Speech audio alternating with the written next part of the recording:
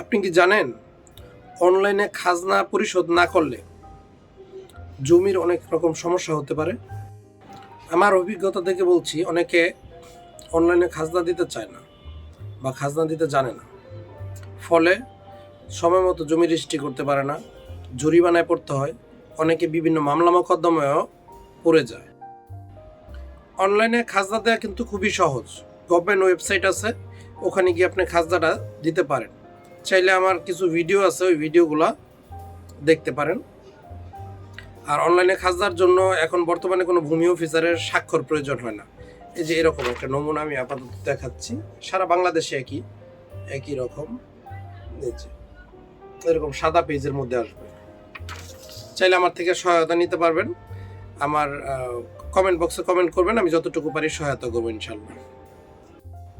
ভিডিওটি শেয়ার করবেন যাতে আপনার বন্ধু বান্ধব এবং আত্মীয় স্বজন খাজনার বিষয়ে জানতে পারে এবং এটার উপকার এবং ক্ষতির দিকটা জানতে পারে।